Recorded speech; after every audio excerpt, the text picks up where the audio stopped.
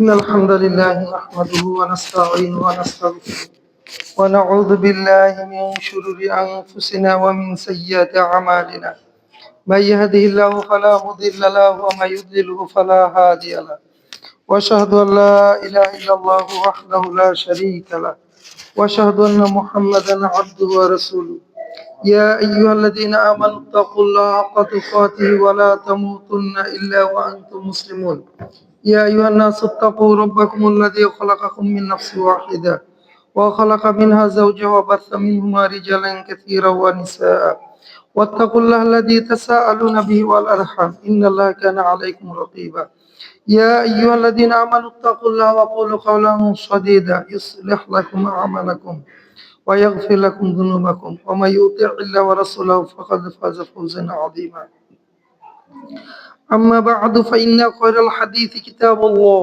وخير الهدي هدي محمد صلى الله عليه وسلم وشر الأمور محدثاتها وكل محدثات بدعة وكل بدعة ضلالة وكل ضلالة في النار أيها الحاضرون قال الله عز وجل في كلامه المجيد والفرقان الحميد أعوذ بالله من الشيطان الرجيم قالوا سبحانك لا علم لنا إلا ما علمتنا إنك أنت العليم الحكيم قال يا آدم أنبئهم بأسمائهم فلما أنبأهم بأسمائهم قال ألم أقل لكم إني أعلم غيب السماوات والأرض وأعلم ما تبدون وما كنتم تكتمون সম্মানিত উপস্থিত প্রশংসা আল্লাহ সুবহানাহু ওয়া তাআলা, যিনি আমাদেরকে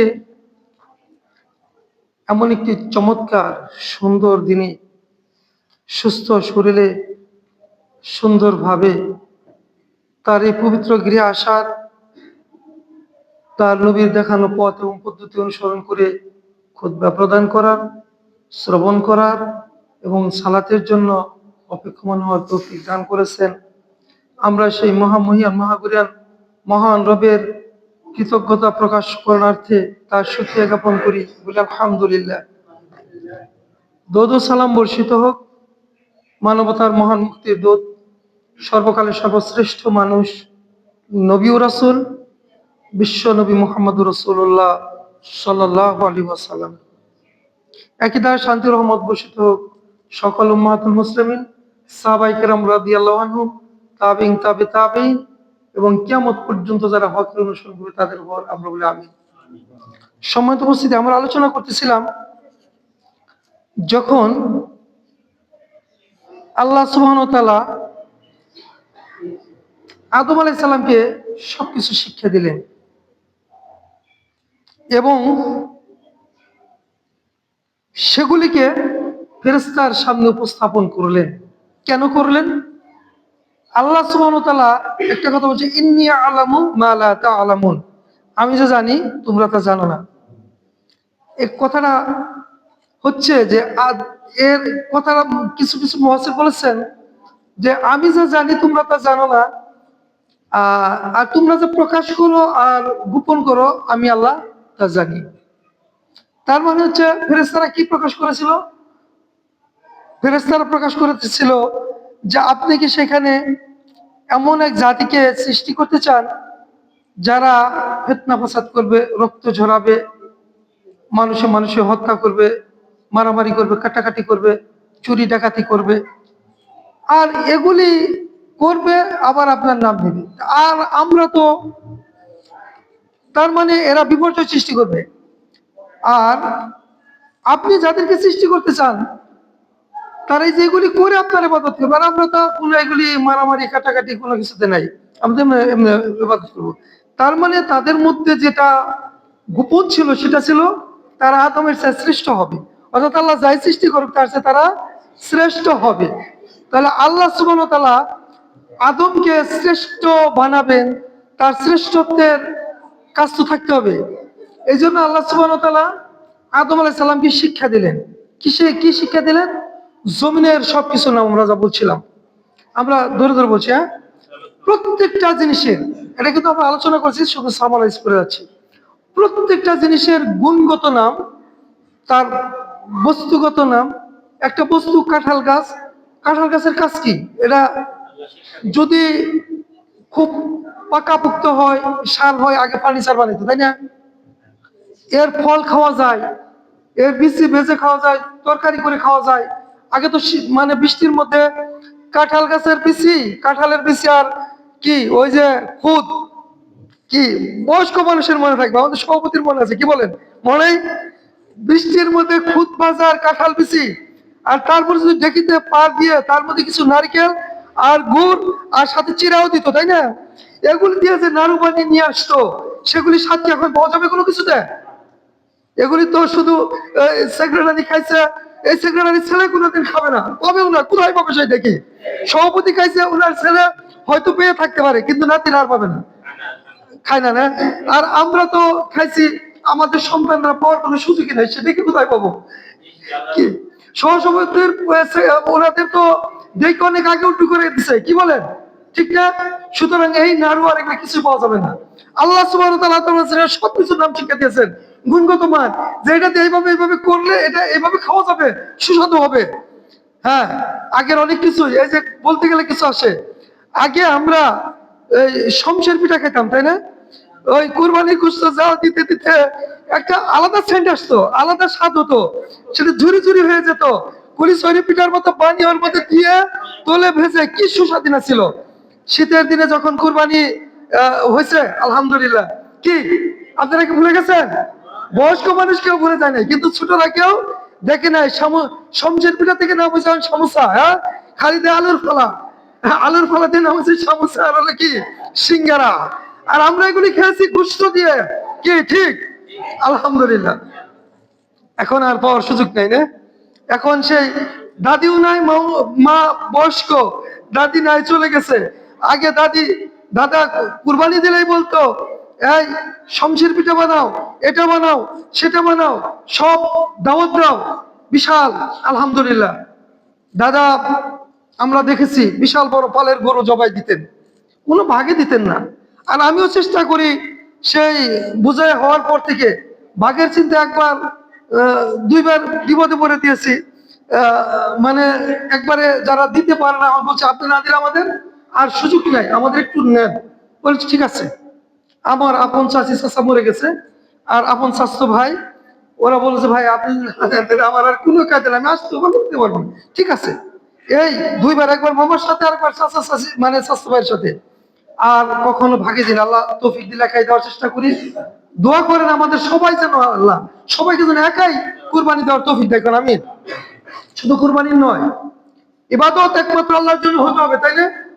প্রত্যেকটা ইবাদত যেন আল্লাহ আমাদেরকে খুলুসিয়াতের সাথে, একনিষ্ঠতার সাথে একমাত্র তারই সন্তুষ্টিজনক হতে তৌফিক দেয়। আমি বা একটা কথা আসলো, ভাগে কুরবানি দিলে দেখেন অনেক সমস্যা আছে। একজন বয়স্ক মানুষ চিন্তা করে পা খাবে, বয়স্ক মানুষের কিন্তু ক্যালসিয়ামের অভাব আছে, না? আমি বাস্তবতা থেকে বলছি, অবাস্তব কিছু নয়।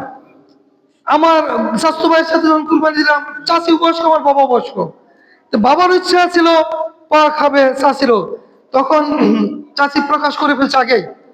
আমি কইলাম আর কোনো কিছু করা যাবে না, খালি দিয়ে দাও, আর করার কিছু আছে? তাহলে এই কি হলো, আর যদি আমি একাই দিতাম তাহলে আর আমার বাবার কি বলা লাগতো? কি বলেন, বলা লাগতো নাকি? ছোট্ট একটা উদাহরণ দিলাম, এটা এটা উদাহরণ হলো বাস্তবতা। তাহলে আমার বাবার আর বলা লাগতো না, কারণ আমার বাবার জন্য ওইটা আগেই প্রক্রিয়াধীন হয়ে যেত।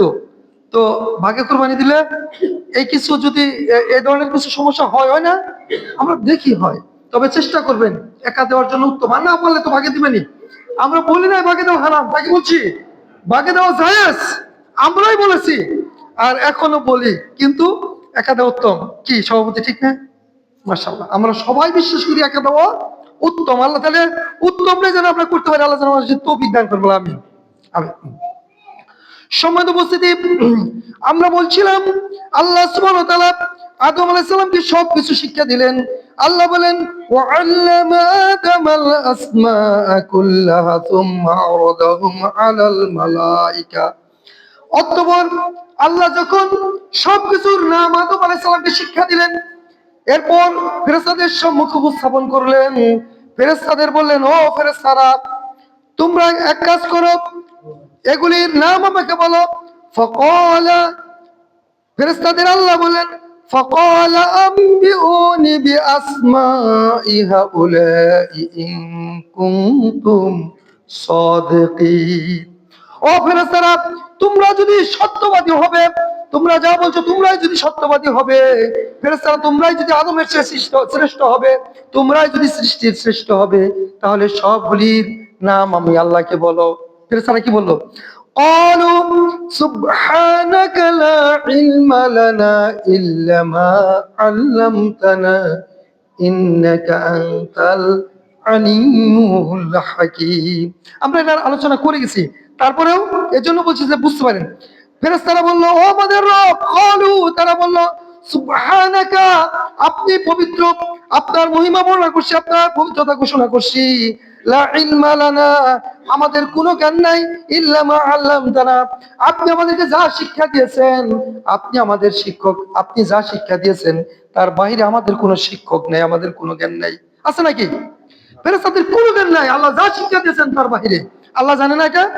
জানে, এই জন্য আল্লাহ সুবহানাহু ওয়া তাআলা আদমকে শিক্ষা দিয়েছেন পৃথিবীর সব বস্তুর নাম, সব জিনিসের গুণগত মান, গুণাগুণ, তার ব্যবহার, তার প্রেক্ষাপট, এমন কি যে আমরা গুঞ্জধার দিয়ে যে বায়ু নিঃসরণ করি, আমরা বলছিলাম, সেটারও নাম বলে দিয়েছেন, তাফসিরে আসছে।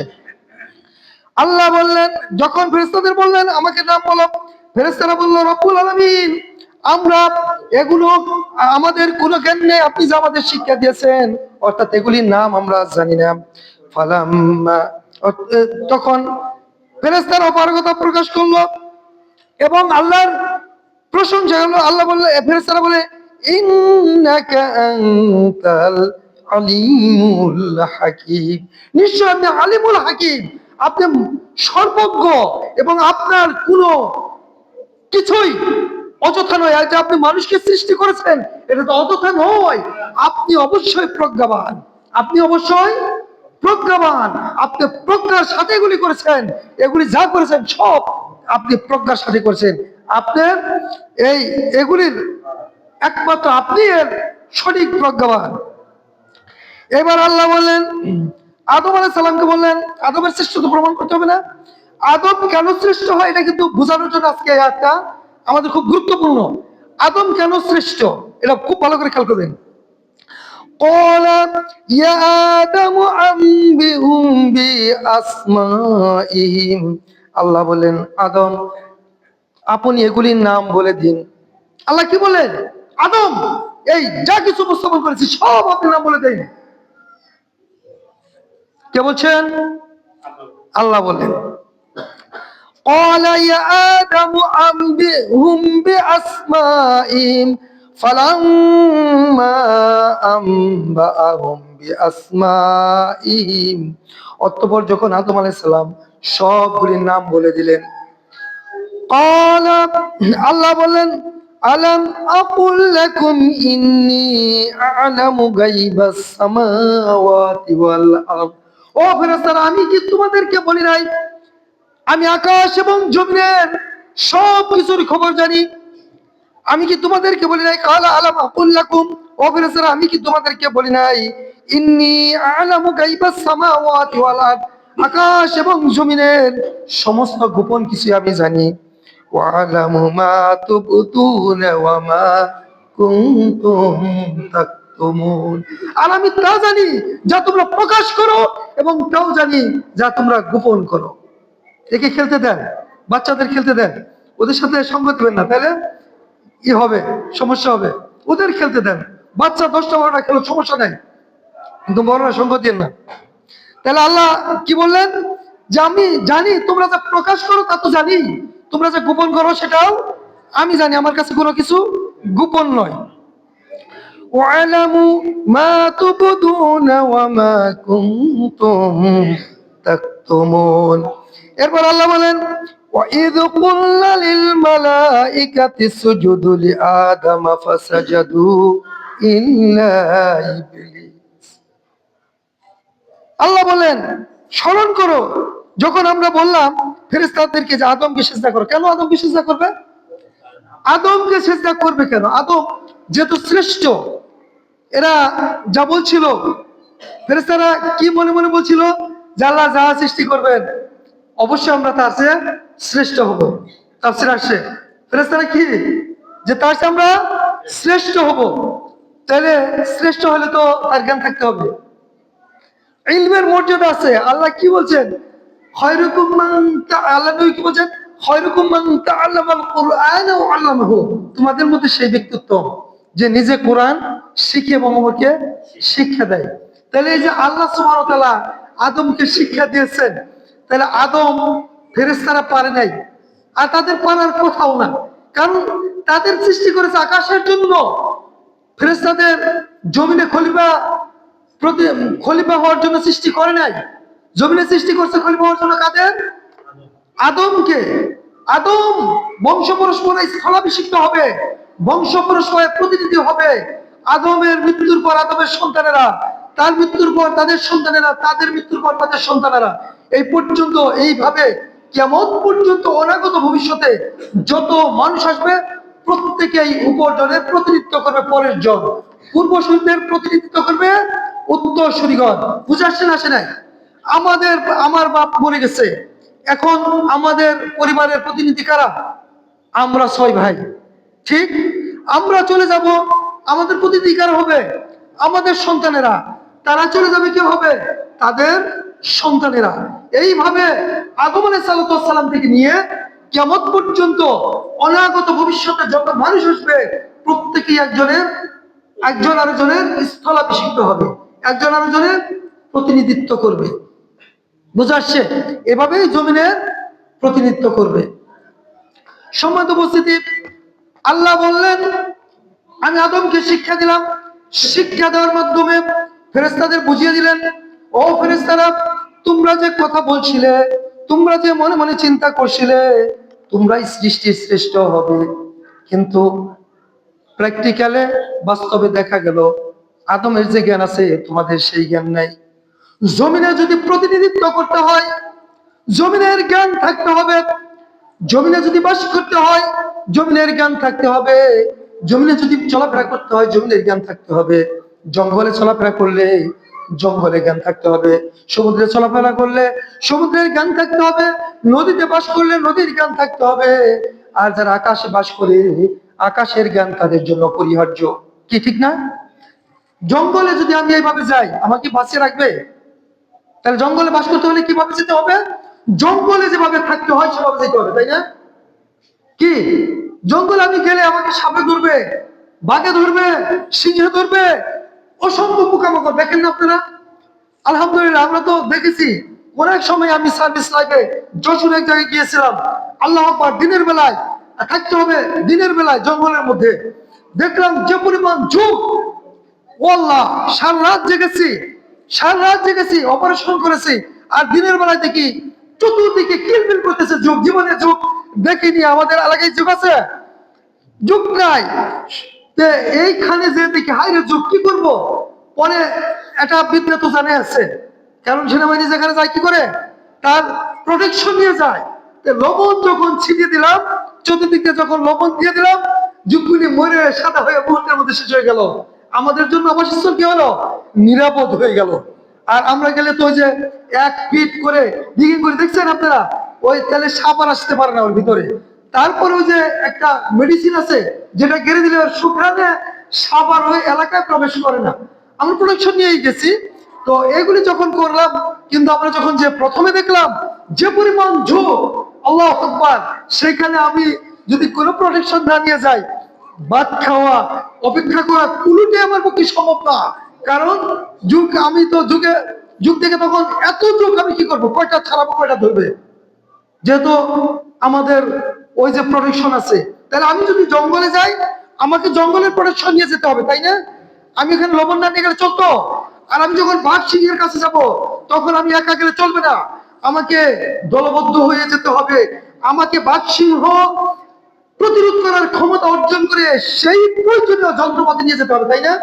আমি সমুদ্রে গেলে জাহাজ নিয়ে যেতে হবে, সমুদ্রে গেলে আমার বিদিক হয়ে যেতে পারি, তার জন্য আমাকে দিগদর্শন যন্ত্র বর্তমান যুগে নিয়ে যেতে হবে। আর আগের যুগে দিগদর্শন যন্ত্রণা থাকলেও বিচক্ষণ ব্যক্তিদের নিয়ে যেতে হবে। মরুভূমিতে আল্লাহর নবী যখন মক্কা থেকে মদিনায় রওনা করলেন, তখন ওই যে যাকে বানাইছিলেন, পথ প্রদর্শক বানাইছিলেন, সে কি মরুভূমিতে পথের সবচেয়ে সূক্ষ্মদর্শী ছিল। সে মরুর পথ দেখলে বুঝতে পারতো এই রাস্তা কোথায় গেছে। এই মরুর রাস্তা সম্বন্ধে সে ছিল বিজ্ঞ। এই জন্য যখন বিশ্ব নবী মুহাম্মদ রাসূলুল্লাহ সাল্লাল্লাহু আলাইহি ওয়াসাল্লাম মক্কা থেকে মদিনার পথে হিজরত করলেন, তখন তাকে প্রস্তুত করলেন যে তুমি আমাদেরকে মক্কা থেকে মদিনায় নিয়ে যাবে, এইভাবে নিয়ে যাবে যেন কাফের মুশরিকরা আমাদের নাগাল না পায়। বুঝে আসছে? এখন যদি পথটা চিনতো, তাহলে ঘুরে ঘুরে মক্কায় ফিরে আসতো, আর তাদের জান বাঁচতো না। তাহলে মা বোনদের কথা আজকে আবার একটু শোনা যাচ্ছে কেন বললেন না? শুনেন, আমরা কিছু কথা বলি, এগুলি প্রয়োজনীয়, বুঝেন। যখন সমুদ্রে যাবে, যদি সমুদ্রে জাহাজ না থাকে, সমুদ্রের প্রয়োজনীয় ব্যবস্থাপনা যদি না থাকে, সমুদ্রে লবণাক্ত পানি একদিনও বাস করতে পারবে না, বাঁচতে পারবে না। সমুদ্রে যেরকম ঢেউ ওঠে, গেছেন কেউ সমুদ্রে? গেছেন? সমুদ্রের ঢেউগুলি যারা নেভিতে চাকরি করে জানবেন, সমুদ্রে খানা খেতে পারে না। যখন ঢেউগুলি উঠে, বড় বড় জাহাজগুলি এরকম করে ভিতরে খাদ্য খেতে হয়, অনেকের খাদ্যগুলি গলা দিয়ে বাইর হয়ে আসে, বমি করে দেয়। এটা অবাস্তব বলছি না, বাস্তবতা বলছি।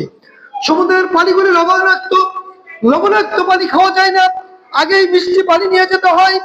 সমুদ্রে বিভিন্ন প্রকার জিনিস নিয়ে যেতে হয়, যে জিনিসগুলি বমি থেকে মানুষকে প্রোটেকশন দিবে, বমি থেকে বাঁচাবে। সমুদ্রে এরকম, সমুদ্রে যারা ভ্রমণ করে তাদের জন্য সমুদ্রের প্রয়োজনীয় ব্যবস্থা নিতে হয়। এমনি ভাবে যদি জঙ্গলে ভ্রমণ করে, গভীর জঙ্গলে ভয়ঙ্কর প্রাণী আছে, সেই প্রাণী থেকে বাঁচার জন্য প্রয়োজনীয় ব্যবস্থা নিতে হবে। সুতরাং এই পৃথিবীতে বাস করতে হলে পৃথিবীর জ্ঞান তার অর্জন করতে হবে। আমরা কি থেকে কি যাচ্ছি বুঝতে পারতেছেন? পৃথিবীতে আদমকে বানাইছে, পৃথিবীর জ্ঞান আদমের প্রয়োজন, ঠিক না? আর ফেরেশতাদের বানাইছে কিসের জন্য? আসমানের জন্য, তাদের আসমানের জ্ঞান প্রয়োজন, ঠিক না? তা আল্লাহ সুবহানাহু ওয়া তাআলা আদম আলাইহিস সালামকে শিক্ষা দিলেন পৃথিবীর সমস্ত জ্ঞান। জঙ্গলের সাপ থাকবে, জঙ্গলে বাঘ থাকবে, সিংহ থাকবে। জঙ্গলের সাপ, বাঘ, সিংহ এগুলি থেকে কিভাবে আত্মরক্ষা করতে হবে। সমুদ্রের উপর চলতে হবে, আদম সন্তান সমুদ্রের উপর চলবে, কিভাবে আদমকে সমুদ্রের উপর নিজেকে রক্ষা করতে হবে।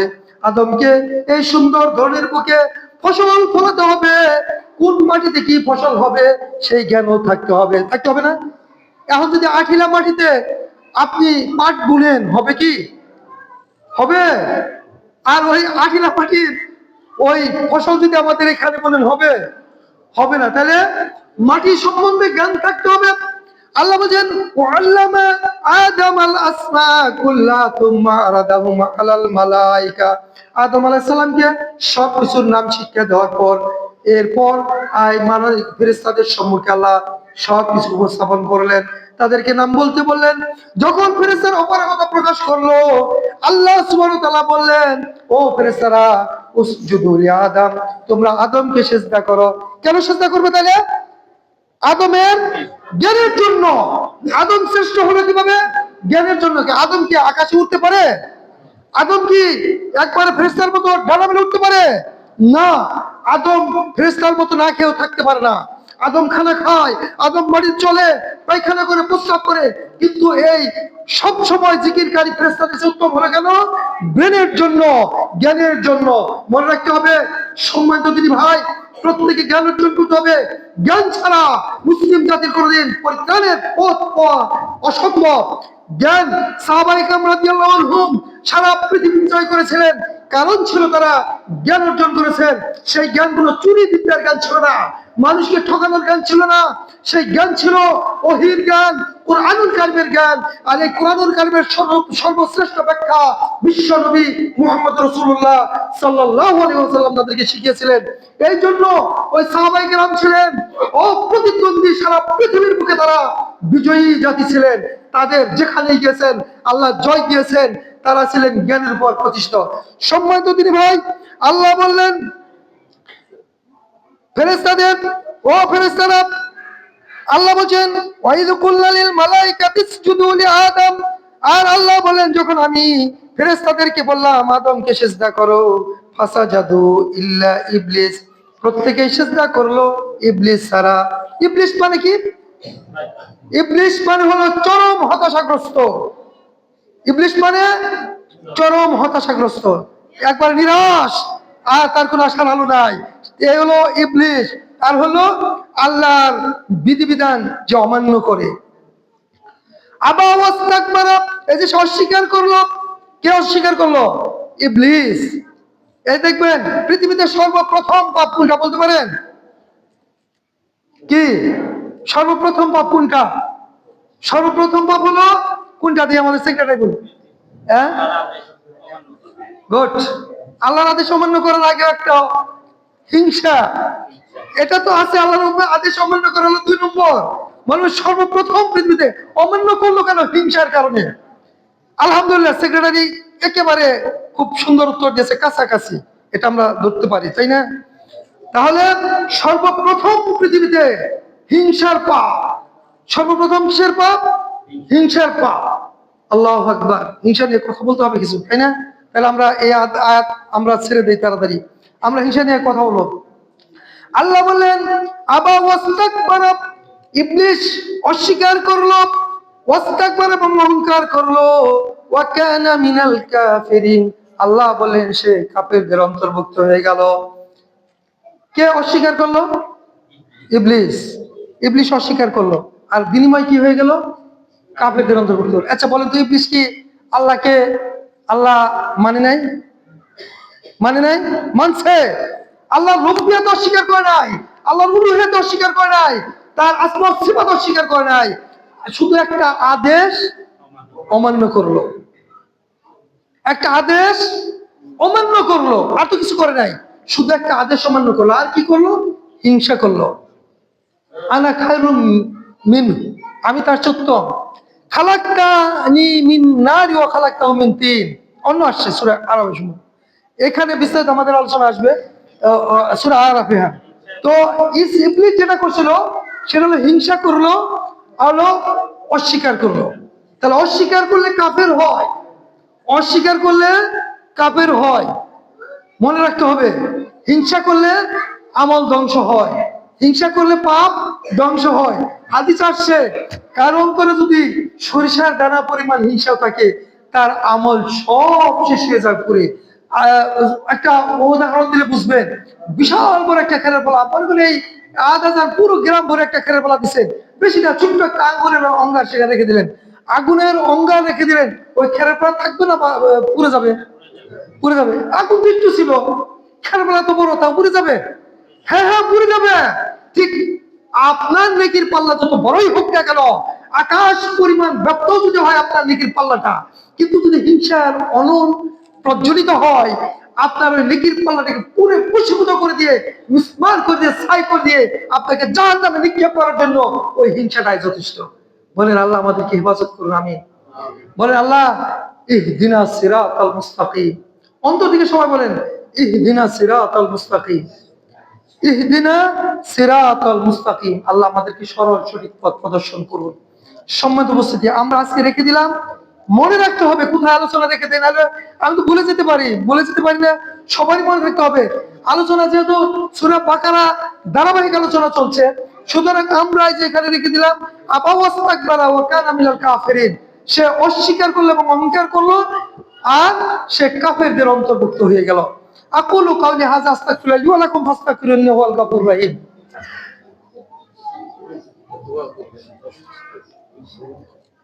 ইউসুফ অসুস্থ, 100 টাকা দিছে। হ্যাঁ, ওই যে উনি 100 টাকা দিছে। হ্যাঁ হ্যাঁ। আর লেলিন না সেলিম? আচ্ছা, আলহামদুলিল্লাহ ওয়াহদা ওয়াসসালাতু ওয়াসসালামু আলা মান লা নাবিয়্যা বা'দা। সম্মানিত উপস্থিতি, আমরা আলোচনা করছি ধারাবাহিকভাবে সূরা বাকারা। এটা অত্যন্ত গুরুত্বপূর্ণ সূরা। আমি আগেও বলেছি, এ সূরা আমি একটা শব্দ নিয়েও কথা বলেছি প্রথম দিকে, 2 জুমা 3 জুমা।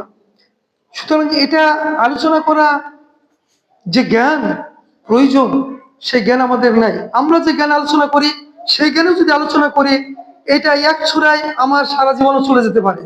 কিন্তু আমি চাইতেছি আপনারা যেহেতু সূরা বাকারা মনোনীত করেছেন, আমি আলোচনা করতেছি যতটুকু না বললেই নয়, শুধু সেই আলোকে, যেটুকু একেবারে না বললে আপনাদের বোঝা আসবে না, শুধু সে আলোকে বলছি।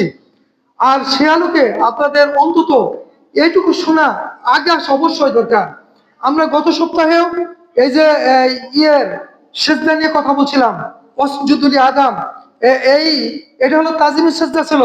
আমরা গত সপ্তাহে বলে গেছি বিস্তারিত, তবু আজকে অনেক নতুন আসছে, আমরা বলে রাখি। এই যে ফেরেশতারা যে সেজদা করলো, এটা ছিল তাজিম সেজদা। কোরআনুল কারিমে এই সেজদার স্থান দুইবার। একবার যখন ইয়াকুব আলাইহিস সালাম তার বংশধর নিয়ে ইউসুফ আলাইহিস সালামের কাছে মিশরে পৌঁছলেন, তখন ইউসুফ আলাইহিস সালাম মিশরের সিংহাসনে আরোহিত। সেই অবস্থায় ইয়াকুব আলাইহিস সালাম এবং তার স্ত্রী সিংহাসনে বসলে সবাই ইউসুফ আলাইহিস সালামকে সম্মান এই তাজিম সিজদা করে। সেই সময় আপন দুই বোনকে বিবাহ করা জায়েজ ছিল, এখন সেটা হারাম। হারাম না? এখন হারাম। এখন দুই বোনকে বিয়ে করে সে মোরতাদ হয়ে যাবে, ইসলাম থেকে বাইর হয়ে যাবে, এটা নিষেধ। ঠিক এরকম ইবলিসকে যে সিজদা করছিল, এটা ইবাদতের সিজদা নয়, এটা তাজিমি সিজদা। এটা মনে রাখতে হবে, ইবাদত কোনো কালেই কোনো মানুষের জন্য বৈধ ছিল না, কিয়ামত পর্যন্ত বৈধ হবে না। ইবাদত শুধু কার জন্য হবে? এই জন্য আল্লাহ কি বলছে, আমরা আগে না পড়ে আসছি, ও বুধু রব্বাকুম, তোমরা তোমাদের রবের ইবাদত করো। ও বুধু রব্বাকুম, তোমরা তোমাদের রবের ইবাদত করো। আমাদের রবের ইবাদত করো। ইবাদত সবসময় কার জন্য হবে? আল্লাহর জন্য। ইবাদত বলতে যা কিছু বোঝায় সব আল্লাহর জন্য। এটা তাজিমি সিজদা ছিল। উম্মতে মুহাম্মাদীদের তাজিমি সিজদা সম্পূর্ণ হারাম। আল্লাহর নবীর হাদিস আমরা শুনিয়ে দিয়েছি। আল্লাহর নবী বলেছেন, কোন মানুষ, আল্লাহ নবী বলেছেন, যদি কাউকে সিজদা করার, কোন মানুষকে সিজদা করার নির্দেশ দিতাম, তাহলে স্ত্রীদেরকে সিজদা করার জন্য স্বামীদেরকে সিজদা করার জন্য স্ত্রীদেরকে নির্দেশ দিতাম, স্ত্রীদেরকে নির্দেশ দিতাম তার স্বামীকে সিজদা করার জন্য। যেহেতু সিজদা হারাম, এই জন্য স্ত্রীর স্বামীকে সিজদা করবে না, আর নবীকেও কেউ সিজদা করবে না, কারণ এটা হারাম। হারাম সবার জন্য হারাম। তাজিমি সিজদা উম্মতে মুহাম্মাদের জন্য হারাম, সেটা পীর ফকিরের জন্য হারাম। কবরে সিজদা দিলে সে অবশ্যই সে অনন্তকালের জন্য জাহান্নামে থাকবে, কোনোদিন বাইরে হতে পারবে না। আমরা এখানে অনেক আলোচনা করার প্রয়োজন, কিন্তু আমরা এই বাকারা শেষ করলে পরে কখনো এই বিষয়গুলি নিয়ে আলোচনা করব। তাজিমি সিজদা হারাম, এবং কোন রকম সিজদা উম্মতে মুহাম্মাদীদের জায়েজ নেই, হারাম। মনে থাকবে, কোন রকম সিজদা, সালাতের বাইরে যে সিজদাগুলি আছে, এই যে আমরা কোরআন তেলাওয়াত করতেছি, এই কোরআন তেলাওয়াতের সিজদা। আর হলো শুকরিয়া সিজদা। শুকরিয়া সিজদা কি?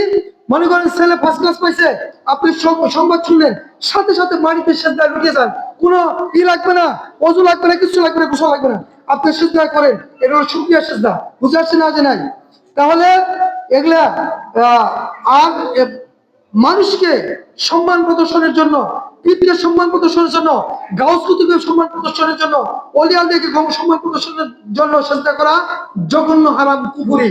মনে থাকবে, এটার কোন স্থান আমাদের উম্মতে মুহাম্মাদী শরীয়তে নাই, ইসলামে জায়েজ নাই, হারাম। রব্বানা যালামনা আনফুসানা ওয়া ইল্লাম তাগফির লানা ওয়া তারহামনা লানাকুনান্না মিনাল খাসিরিন। ইউসুফ ভাই দান করেছেন 100 টাকা। আল্লাহুম্মা সাল্লি আলা আল্লাহুম্মা বারিক আলা। আল্লাহ বিল্লাল ভাই 100 টাকা দান করেছেন। সেলিম, আমাদের সেলিম ভাই 100 টাকা দান করেছেন। আমাদের মুরব্বী আজও দান করেছেন 100 টাকা। আলহামদুলিল্লাহ, উনি প্রতিদিন দান করেন। আমরা ওনার জন্য দোয়া করি, আল্লাহ যেন ওনার দানের হাতকে আরো প্রসারিত করে দেন, উনি যেন আরো নিয়মিত দান করতে পারেন। আর আল্লাহ যেন ওনাকে আমাদের আমাদের চোখের সামনে বেশি বেশি করে আসার তৌফিক দেন। উনি যেন আমাদের সাথে সালাত আদায় করতে পারে প্রতি জুমার দিনে। কি বলেন? বলেন আমিন। সম্মানিত উপস্থিতি, মুরব্বীরা আমাদের জন্য অনেক অনেক মানে কি অভিজ্ঞতার কেন্দ্রবিন্দু। ওনাদের কাছে যে অভিজ্ঞতা পাওয়া যাবে, কোনো বই পড়ে সেই অভিজ্ঞতা অর্জন করা যাবে না। যাবে কি? এই যে আজকে আমরা যে বলেছি শমশের পিঠাই, ছোট ছেলেরা জানবে, জানবে না, মুরব্বীদের কাছে জানা যাবে। এইরকম শুধু শমশের পিঠা নয়, আমি তো বলেছি একটা দুইটা, ওনাদের কাছে এমন এমন কথা জানা যাবে যে কথা কোনো কিতাবে পাওয়া কোনোদিনই সম্ভব নয়। ঠিক না? এই জন্য আমরা ওনাদের সাথে বসবো। এটা কে দিয়েছে? ও মাশাআল্লাহ, মাশাআল্লাহ। আমাদের সাবেক সভাপতির ছেলে 500 টাকা দান করেছে। আল্লাহুম্মা সাল্লি আলা আল্লাহুম্মা বারিক আলাই। আসলে আপনারা সবাই যারা পূর্বসূরি মারা গেছে তাদের জন্য দান করার চেষ্টা করবেন। একমাত্র দানই তার কবরের আযাবকে নির্বাপিত করে দিতে পারে। সম্মানিত সুধী, আমরা সবাই মরে যাব, তাই না? আমাদের সবাইকে মরতে হবে না? আমাদের মরতেই হবে। We have to die. Man is mortal, man is not immortal, man is mortal. মানুষ অবশ্যই মরবে। তো আমরা পড়েছিলাম, life is not a better process, it is full with its struggle, but life is not immortal, life is mortal, man is mortal, we have to die.